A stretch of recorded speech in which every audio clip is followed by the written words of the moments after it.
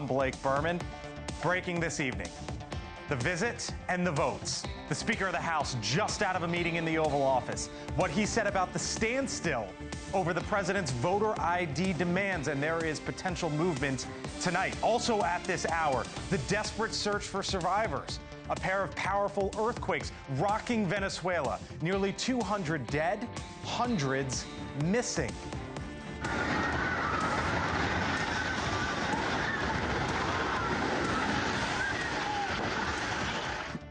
That's just some of the scene. And tonight, the U.S. military joining the race to find those still trapped in the rubble. Also this evening, are we alone? Lawmakers and UFO researchers joining forces to push for transparency. Ultimately, we believe that if this information does exist, which it does, it belongs to the American people to decide, and really the world to decide and see what information is out there pertaining to the question of, are we alone in this universe? Why they say it's time to release more government files. Plus, the Wild West heads east.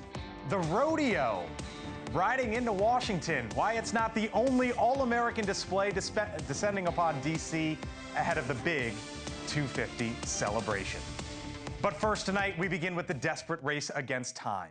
Rescuers digging through mountains of rubble this evening in Venezuela after powerful twin earthquakes rocked that country on Wednesday. Both quakes, 7.2 and 7.5, hitting within just a matter of seconds. It's believed at least 180 are dead tonight, hundreds trapped beneath the destruction. The U.S. military joining the massive effort, including search and rescue teams. The Department of War and State Department now on the move. The airport there is badly damaged, so we'll have to rely on the Department of War to deploy assets there. We have an awful whole of government response. It'll be big, it'll be fast, and it'll be effective. Brian Stern is the CEO of the U.S. Rescue Group that is now sending a team into the region. He'll be with us in moments, but we begin tonight with our Jessica Cartalia with the very latest on those rescue efforts. And Jessica, we're learning tonight that the U.S. is getting involved in a big way. Right, Blake. So U.S. disaster response teams are preparing to leave for Venezuela after those two earthquakes, among the strongest to hit Venezuela in more than a century.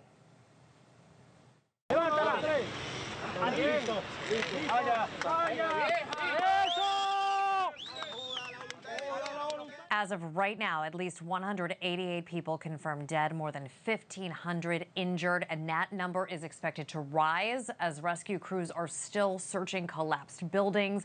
Thousands may be unaccounted for. The first earthquake shook Wednesday night at a magnitude 7.2.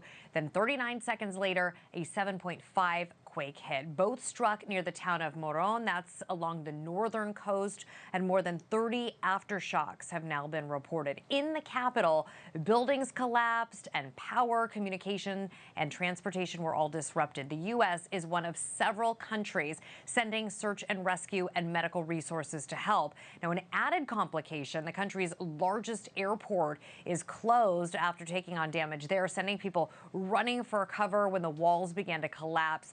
Rescue crews are having to stage in nearby countries using alternate airfields. They're also using boats to try and get into the country. Secretary of State Marco Rubio says U.S. citizens are in the country and they're all accounted for. Take a listen. We know there are American citizens that are inside of Venezuela now, so we've also gone through the normal processes that we set up for them to be able to communicate with us in case they need assistance or help. The secretary also says that U.S. personnel in Venezuela are accounted for. They're also working with military personnel. Blake.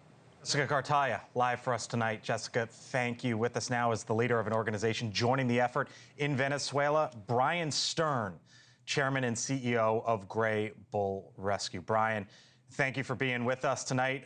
You're sending a team in to Venezuela. You've done these things before in the past when tragedy strikes. How would you assess the situation there tonight? The situation is complicated as expected. When these things happen, the first beginning hours are always hard. We've done operations in Venezuela, as you know. We extracted Maria Corina Machado from Venezuela in December and we've done a lot of natural disasters, my team and I. So sadly, we know this area, and sadly, we know this kind of these kinds of operations. Earthquakes are very dangerous and very hard from a search and rescue perspective. Each natural disaster kind of has their own flavor of problem, and earthquakes are very dangerous. What would you describe as the biggest challenge right now? Right now, the biggest problem is speed. Speed is the big one. Speed and obviously confined space rescues for building collapses in urban areas. So unlike a hurricane where there's lots of water, lots of wind, where if you're stuck on a rooftop somewhere, we can send boats in and throw you on the boat and it's okay. In this case, your people are going to be buried under 1, 2, 3, 20, 50, 80, 100 tons of building. This is much more like ground zero after 9/11 than anything else, where there's lots of collapsed buildings. There's hazardous materials everywhere. You have air purity problems. If you're, it's not just about being buried in the rubble. Probably you're also very injured as well. Yeah. And those injuries present big challenges as well. So the State Department is involved deploying what's known as the Disaster Assistance Response Team, or DART. The Department of War is involved as well, Brian. Urban search and rescue teams are on the way. The Department of War for logistics and response. We heard the Secretary of State there, Marco Rubio, mention how Americans are inside Venezuela.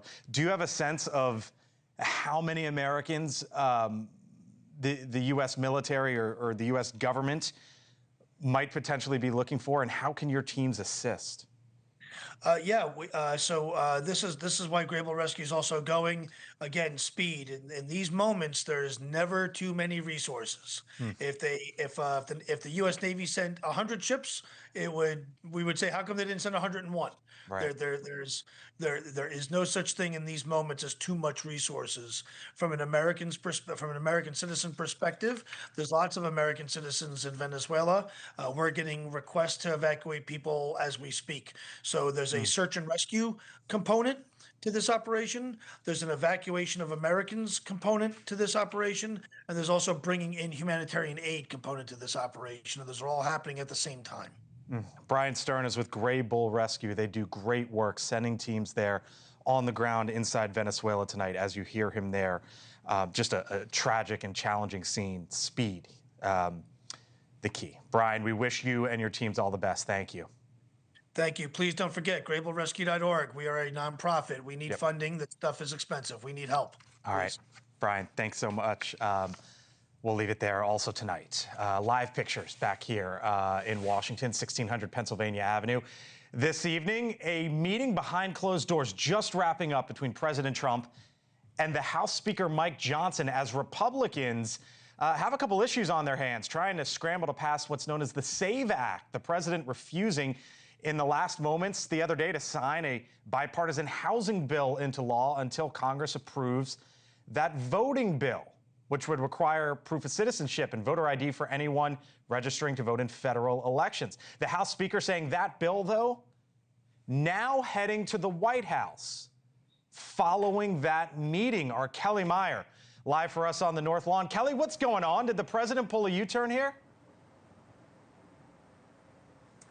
It's a good question, and we're still trying to figure out exactly what happened inside this meeting here today at the White House, at least from White House officials. We have yet to hear exactly what the president said in there. We may hear from him in about an hour or so from now when he has this Rose Garden dinner with farmers. But we did hear from the House Speaker Mike Johnson. He just returned to Capitol Hill, which shows that this went on for a couple of hours. And he said that housing bill is being sent to the president. That clock starts on 10 days for the president to either pass it or veto it. And as you mentioned, at the last minute, he canceled the signing on Capitol Hill. The stage was already set to have that bipartisan housing bill be signed. He canceled it over the Save America Act. That's the voting, the elections overhaul bill that he wants to see passed that currently doesn't have the support he is looking for in the Senate. But I wanted to play a bit from the House Speaker as he just returned to Capitol Hill moments ago. Listen to this. We're on exactly the same page. He wants to ensure that we stop any blockade in the House. Congress has work to do, and that's what we're going to do. And so we'll be moving forward on all of that. We're transmitting the housing bill to the White House. We're on the exact same page after this meeting. We also got a little bit of a glimpse of what was happening in this meeting, perhaps from this Truth Social post that the president shared during this meeting. He basically said House Republicans should unify because there are some members, especially Congresswoman Anna Paulina Luna, who's saying she is blocking any legislation from the House floor until the Senate passes that Save America Act, as they're calling it. The president is saying they should unify and get this done. But this is something that we'll be watching for, exactly what happens. This was definitely an important meeting for the president here at the White House today as he focuses on the legislative agenda ahead of November, especially if he loses control of the House or the Senate. Kelly Meyer, live for us tonight over at the White House. Kelly, thank you. With us now, one of the co-sponsors of the SAVE Act. He is the Georgia Congressman, Rich McCormick, back with us tonight. Congressman, thanks for being with us. What happened? Do you know? Well, we know there's a lot of things going on right now. It's a bit of pandemonium this week. We canceled some votes. We do know that the president was relieved probably when the Senate passed defeated the War Powers Act, so that he has that going for him. We have a lot of international incidents going on right now, a lot of domestic issues.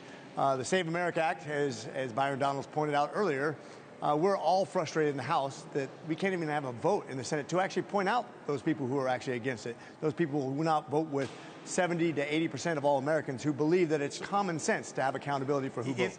Is it your understanding that President Trump will now sign this bipartisan housing bill because he canceled the bill signing on the grounds of wanting the Save America Act to get passed, but now Mike Johnson says they're sending the bill over to the White House? What happened? Do you know?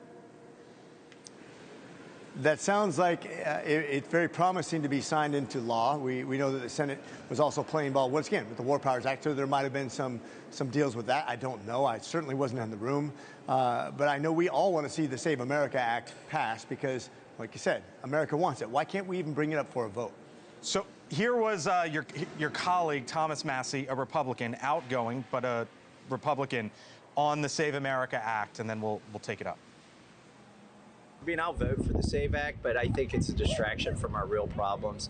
I think it's ironic that we control the House, the Senate, the Supreme Court, and the White House, and we're yelling election fraud. I mean, we won all the damn elections. Does he have a point there? I think when you don't have confidence in each state and how they run their elections, obviously we saw some really strange results in California last second. Mathematically, very, very hard to believe. And so we just want to make sure we have. Why would anybody want to be against this? Once again, it's a populist bill. It should be bipartisan. I don't see why it's even controversial. If you want to set yourself up for failure, don't be proactive.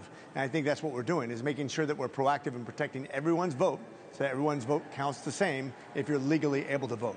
Let me turn you to the big story across the other side of the world. Iran today, or at least there's reports of a ship that was fired on in the Strait of Hormuz. And now there's the possibility, or at least Iran talking about tolls in the Strait of Hormuz. Here is the Secretary of State, Marco Rubio. You can call it a fee, whatever you want to call it. It's a game of semantics. The reality of it is that no country on earth has a right to charge for the use of international waterways. And that will never be an acceptable condition of any deal. If Iran's talking about it and ships, or at least one, today was fired on, do you believe, Congressman, that the administration can actually get to a deal with Iran? I'm very skeptical, and I don't believe anything they say anyways. They're allowed to lie to infidels. That's part of their religion. They've showed no good faith. They've talked about defeating 2 nuclear superpowers. They talked about rebuilding their ballistic missile systems. The fee that they charge, that they want to charge, is not a toll, it's a fee, and it's in the MOU. I read it very, very specifically. Yeah, I was like, this makes no sense. But at the end of the day, it's money, right? You would have to pay some form of money to go through whatever you want to call it. That's what I'm saying. It's everybody can read the MOU. It's not that long. It's 2.5 pages long. Even a Marine like myself can read it. I read every single line, and I didn't like it because I don't trust these guys. I don't trust them at all. They literally call us the big Satan, the great Satan. They want to destroy us. Everything they do, whether it be enrich uranium for nuclear-grade weapon systems, up to 10 that we know of, a ballistic missile system, that's not to deliver weapons right next door in Israel. That's to reach out and touch us. We are a bigger threat to them than Israel. Keep that in mind. We cannot devoid ourselves of just Israel and say, oh, they don't worry about us. We represent something that's very threatening to them. We are freedom, and we are the world superpower, and they want to harm us. All right. Rich McCormick, Congressman from Georgia, with us tonight on the host of issues in and around the country. Congressman, thanks for being with us. Appreciate it. It's a first-of-its-kind forum still to come, delivering answers on an issue 80% of Americans care about, UFOs. The new and out-of-this-world revelations from Disclosure Day. I suspect that someday we'll look back on this period as the closing chapter of one era and the beginning of another. Plus, a lawmaker loses his election, and now a potential first. I think this might be a first. What he is blaming for his loss. And a reminder, if you have a burning question for Congress, I want you to submit it to me. Scan the QR code on your screen. Do we have it? I don't know that we have it, but I'm going to give you the email. viewersvoice@newsnationnow.com. My team will read it. Congressman Subramaniam is going to join us. viewersvoice@newsnationnow.com. Email us your questions to Congress later in the show.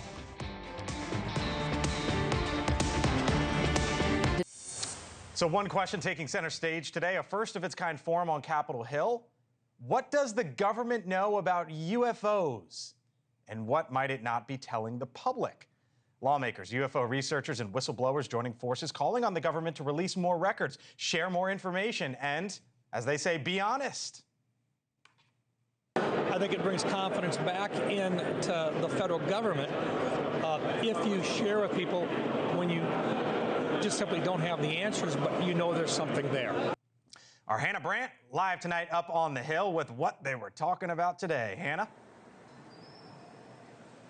Hey, Blake, because this forum was here in the halls of Congress, a lot of the focus was on how lawmakers can move this fight forward to get more transparency around these UAPs. And at the forum, a lot of speakers say they were encouraged by the progress they say they've seen lately. Things like those congressional hearings with whistleblowers, those recent tranche of documents that we've seen the Pentagon release on UAPs, 3 separate batches in recent months. But the general consensus was that there's still more the federal government knows that it hasn't shared with the American public. And the advocates at that forum say they absolutely should do so. There was a panel of lawmakers, both Republicans and Democrats, who laid out some of the next steps that they're going to take to try and push the effort forward. One of the things that they said they want to see is protections for whistleblowers who haven't gone public yet. Another is they want to put more pressure on other places in the government, places that aren't the Pentagon, like the CIA, the Department of Energy, that may have more information that they say they should share. Here's what Congresswoman Anna Paulina Luna had to say about this effort. Take a listen. The reality is that, ultimately we believe that if this information does exist, which it does, it belongs to the American people to decide, and really the world to decide and see what information is out there pertaining to the question of, are we alone in this universe? There are challenges at play here, these lawmakers say. Luna said they've seen some stonewalling and obstruction behind the scenes from congressional staff. Senator Rounds, who you heard from earlier there, said that there's national security concerns at play, but they all say that there's a balance that they can strike here. And one of the things that's driving their interest in this, they tell me, is that the American public, too, is very interested across party lines. You're seeing on your screen there a poll from the Disclosure Foundation. Important to note that that was the group that put on this forum. So, of course, take it with a grain of salt here. But they say an overwhelming majority of both Republicans and Democrats are really interested in this. And the lawmakers I talked to say that's reflected in their conversations with constituents who they say want more transparency, Blake. Hannah Brandt, live for us tonight up on the Hill. Hannah, thank you. So the president's DHS secretary firing back today over accusations from Democrats. We've had 54 total in the president's time. Those are dangerous accusations you're making. Those are dangerous accusations that she's making. The testy exchange is up on the Hill as the president gets 2 wins on immigration from the Supreme Court. Plus, I guess you could say back off Buc-ee's. How about this? Dolly Parton opens a new gas station that's serving up a cup of ambition for truckers working more than a 9 to 5. Plus, it's our Viewers Voice segment. Again, viewersvoice@newsnationnow.com. Email me. Our team will try to turn it around. Congressman Subramaniam in about 15 minutes time. Bottom of the hour, though, So we head on into the newsroom for the top stories, other side of the break. Bottom of the hour, 6:30 here on the East Coast. Among our top stories tonight, with the clock ticking on the 60-day memorandum of understanding with Iran, we may have just seen our first escalation, or at the very least, obstacle. Reuters reporting tonight that Iran fired on a cargo ship in its attempt to pass through the Strait of Hormuz. That incident resulting in several other ships opting not to try to go through the passage. Our man on the ground there in the Middle East, Robert Sherman, tonight with the very latest. Robert? Hey there, Blake. Well, new tensions here in the region tonight, with British maritime trade officials saying that a ship was attacked just off of the coast of Oman, hit by what they described as an unidentified projectile, which hit the starboard side and ended up doing damage to the bridge of the ship. No injuries reported. But this comes as the IRGC has been irate today, as they have seen ships going through the Strait of Hormuz through a new route that is closer to Omani soil as opposed to the Iranian side. Iran says all ships must go through their way and with their blessing. Up to this point, we had seen more and more ships going through the Strait of Hormuz. Just yesterday, the latest date that we have data for, 70 ships went through the Strait of Hormuz, after a pair of days in which there were more than 30 ships that transited that corridor there. This all comes as Secretary of State Marco Rubio wraps up his trip here to the region, which many of these Gulf state allies have concerns about regional security, about the Strait of Hormuz. It's their economic lifeline, in which he insisted that they will be protected by any deal that is struck with Iran or else. Here's what he said. The president has multiple options at his disposal if Iran goes back on their word or if Iran decides they don't want to make a deal. Let's hope that's not the case. One thing to keep a close eye on, Blake, the president says he won't accept any deal in which Iran is allowed to toll the Strait of Hormuz, but Iran continues to insist that is part of their plan after these 60 days wind down. Blake? Robert Sherman, live for us tonight abroad. Robert, thank you. Stories coming into our newsroom at this hour. This from our partners over at The Hill. U.S. Parks Police releasing this surveillance footage right here, looking to identify that person in connection that they say is in connection to the damage to the Lincoln Memorial reflecting pool. The footage follows a sworn declaration from the National Park Service that the new pool liner was cut with a sharp object. The administration spent nearly $15 million on the reflecting pool's renovations. It will now have to be drained again for repairs after the 4th of July.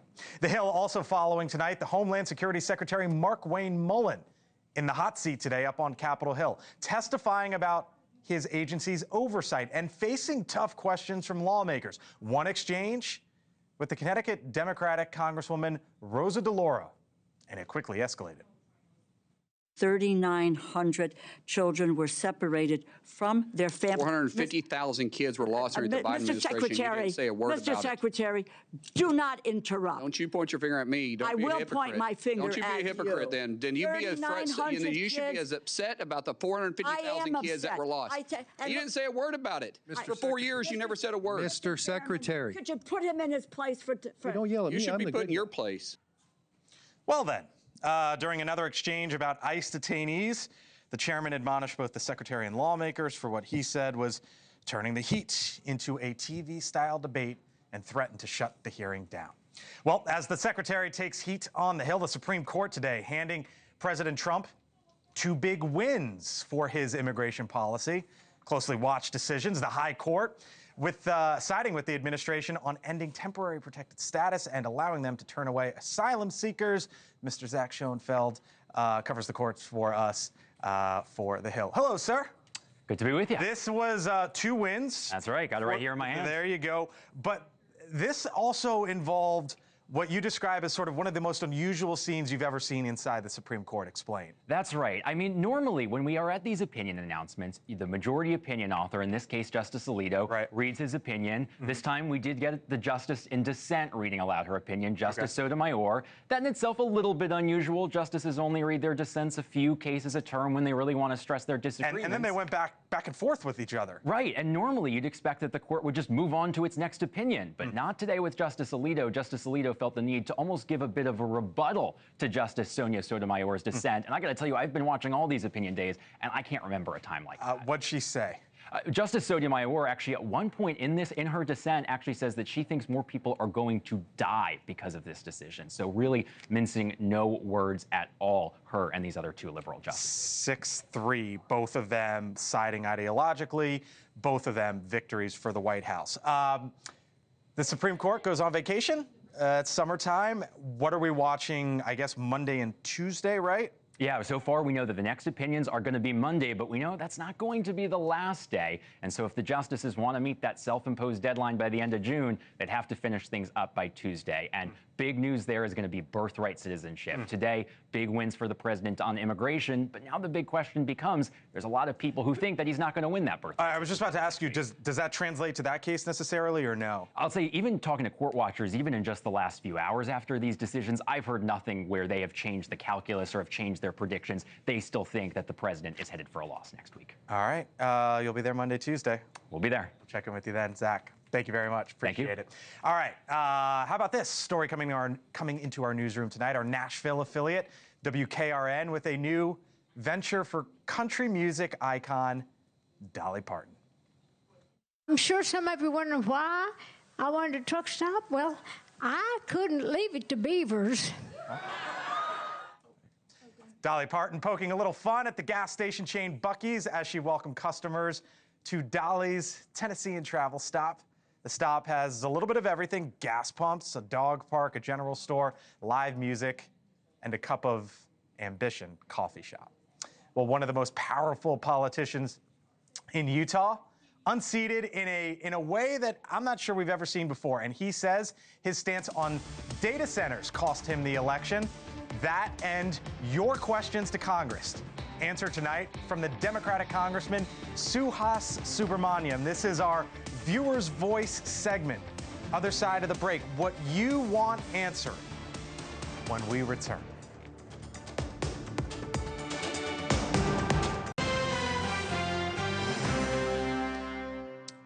So how about this? Utah's powerful Senate President J. Stewart Adams losing his primary race this week after he championed that massive data center project backed by Shark Tank star Kevin O'Leary. Adams later campaigned to scale back the project, but it was too late. This is one of the top Republicans in Utah. And a local county commissioner who also voted for the project, the Box Elder County Commissioner, putting it bluntly, saying, quote, "Do I think that the data center vote cost me the election? Yes, I do," end quote. You know, we've been all over the back and forth over data center buildouts nationwide. It's one of the many issues that continue to flood our inbox when we ask you for questions, our Viewer's Voice segment, where I hand the mic to you. The concept's simple. Our government represents all Americans, and it should work for you. The Democratic Congressman Suhas Subramaniam's district happens to be home to the most data centers in the country. He joins us tonight to take our questions. Congressman, thanks for being back. So it's an easy first question to you. I'm sure you get this a lot back home, but this comes to us from Larry in Ohio, who asks, why can't data centers use all solar power? These could be constructed in Arizona, New Mexico, and Utah desert areas. The everyday sun could power them. What would you say to Larry and sort of your thoughts on this issue? Well, certainly we should look at alternative energy when it comes to powering everything, including data centers. But data centers need to be running 24/7, and they need reliable power. And solar sometimes could go out. And if the power goes out for a data center, they're going to need a backup power. And solar also, it takes an enormous amount of solar to power a data center too. That's why a lot of data centers locate in places like my community where you have a lot of power. One of the problems we're seeing, though, is we have to build even more power infrastructure for those data centers, and we're saddling utility customers, basically families, with the bill for building out that power infrastructure. Let's move on. This is Maxine in Mississippi who writes, the administration has done an excellent job of making people aware that a healthy diet starts with fresh whole foods, but these items are luxuries. We have some of the best farmers and producers in the world. Why is it so hard to find locally grown or even American grown produce in grocery stores at affordable prices? Yeah, I attribute that in large case to our supply chains. We've mastered being able to get a chicken across the country and other types of goods that are not necessarily healthy, salty, fatty foods that are bad for you. But we haven't been able to do the same with fresh fruits and vegetables. And we've been prioritizing getting our produce from other countries as well. And so there's a lot of reasons why. We've also de-emphasized small farmers, too, who want to be able to sell their goods at, let's say, a farmer's market or even a local grocery store. And so there's a lot we need to do. Unfortunately, I didn't see that in this latest farm bill, but it's certainly something I want to champion in Congress. All right, this comes to us from Patrick in New Jersey. He says, given the amount of time dedicated to re-election campaign fundraising, would you support increasing a member of Congress's term to 4 years? I don't think we've gotten that question. We get a lot of questions about term limits, but this one is, why not make it 4 so you have to campaign less? I see you sort of with a smile laughing there. What do you think? My wife would fully support that. I would not, though. I think members of Congress and the House of Representatives should run every 2 years. Certainly, you've got your senators running every 6. I think they should be running every 4. That's what we did in the Virginia General Assembly. I know my Senate colleagues won't appreciate that. But I do think that in order to hold our House of Representatives accountable, they should be up for re-election every 2 years. So you think House 2, Senate 4, if I heard you correctly? Yes, that would be mine. But obviously, the Constitution is what it is, and so we don't need to reinvent the wheel necessarily. But if it were up to me, that's what I would do. This one is from Barry in Illinois. Why are all bills packaged together with what seems like random proposed laws? As a voter, I would like members of Congress to vote on individual proposals, not one big bill. This way, some bad stuff does not become law just so other stuff that is really needed is approved. And to be clear, Congressman, Republicans have done this, Democrats have done this. It doesn't matter which administration you talk about. Both sides of the aisle do it. So what would you tell Barry?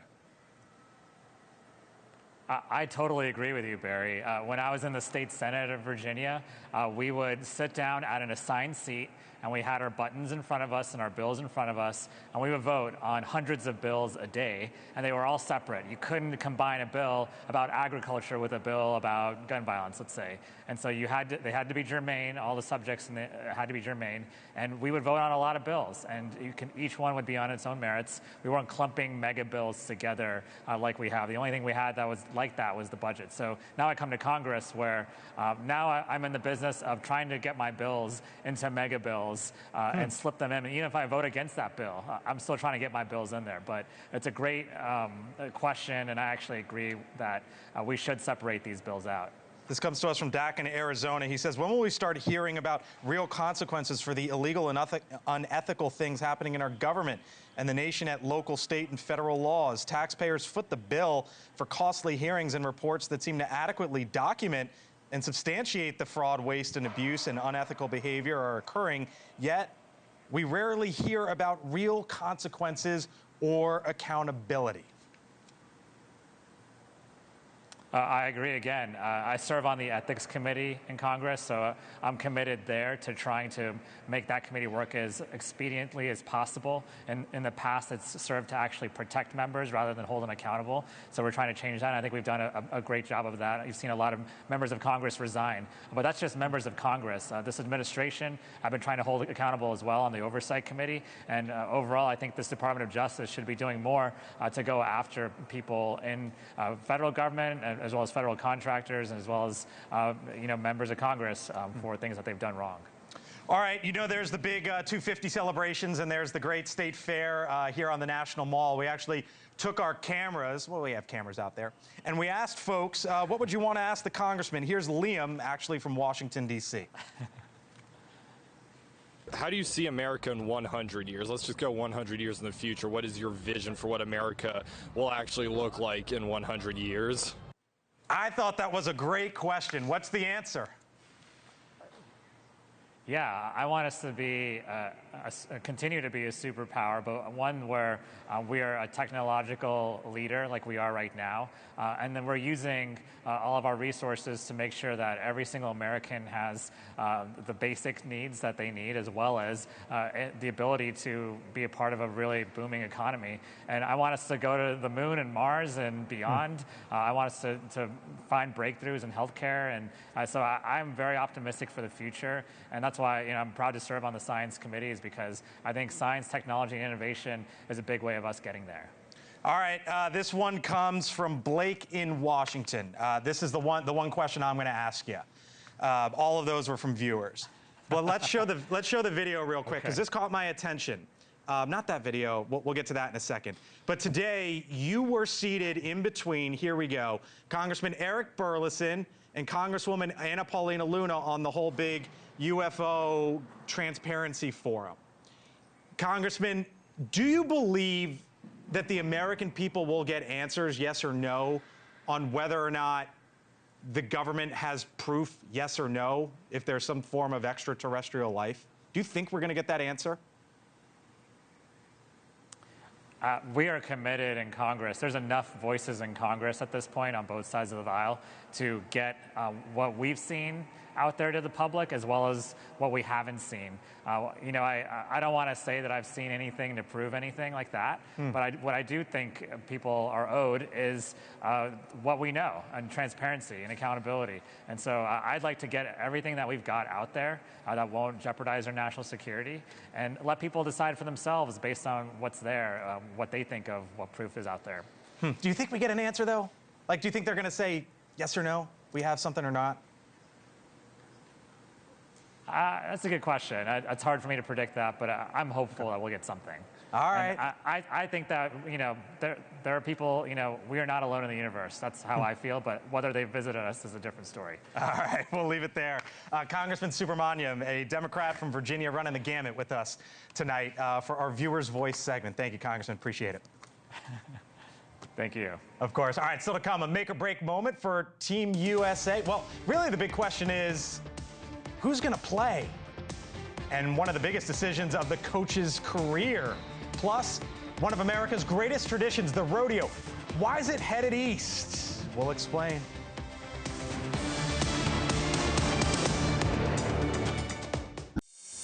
So how about this? The rodeo heads east. Rodeo 250 will feature as an attraction at the Great American State Fair, which opened today. Visitors can watch star rodeo performers from around the country in what's called the evolution of the American cowboy. Among them, Audra McNicholas, who is has a rodeo career, runs a nonprofit, McNicholas Miniatures, bringing miniature therapy horses to her community. She is from Colorado and in our nation's capital tonight. Audra, thanks for being with us. You see a lot of stuff out there on the National Mall. I'm not sure I've ever seen a rodeo. What's going on? Oh my gosh, we have had such an incredible day. Thanks for having me. We are Rodeo 250, the evolution of the American cowboy, and we have the incredible story of how cowboys got started, how they shaped the United States, and a cowboy would not be a cowboy without a horse. Why was this included? Obviously, the states are there sort of showing off themselves in the fair and presenting themselves. Why is this symbolic of Colorado, in your view? Absolutely. Well, rodeo, our Western heritage, agriculture, horses are such an important part of our past as well as our future. We're showing the miniature ponies. Well, that's a rodeo, obviously. But we're showing you the miniature ponies. There they are, because that's sort of your specialty. You have actually, you use them as therapy ponies. Can you tell me about McNicholas Miniatures and sort of how you use them to help everyone from children to the elderly in your community? Yes, well, we're so excited. We get to go throughout our community, bringing joy and smiles everywhere we go. We go to hospitals, nursing homes, schools. We help out our local sheriff's office, and we have such an amazing experience. Being able to go and visit with people, and they can go in hospitals, and they go in elevators upstairs, they're potty trained, and they've done a lot of studies that just a simple act of petting and hanging out with the miniature horses releases same endorphins that really help you feel better, and so it really does bring joy. Hey, I'm in a suit and tie in a studio right now, but you're out there with the action on the National Mall. Tell the folks if they live in the area or could get here, sort of what it's like. What is it like out there? I haven't been yet. Everybody is so excited to celebrate the nation's 250th birthday, and everybody had so much fun at the Evolution of the American Cowboy today. You get to walk all along the mall and see different states. There's great food. There's lots of fun information about each state. Everybody's excited and happy to be here, and the patriotic displays that you see everywhere, everybody is having a great time. So come on down and join us. All right, Audra McNicholas out there tonight on the National Mall. The Rodeo heads east, has an amazing foundation out there in Colorado. Audra, nice to have you on tonight. Thanks for being with us. By the way, of course, there are more than 1,700 county and state fairs across the United States. Attracts more than 23 million people each year. For context, that's about the population of the state of Florida. By the way, next week on Morning in America, News Nation's Brian Enton hitting the road, making stops all across America, leading up to our big 250th celebration. Coverage starts Monday morning, 6 Eastern, 5 Central here on News Nation. Of course, tonight, Team USA. One of the big questions, will Christian Pulisic play? Either way, the U.S. heads to the knockout round. Go USA, go.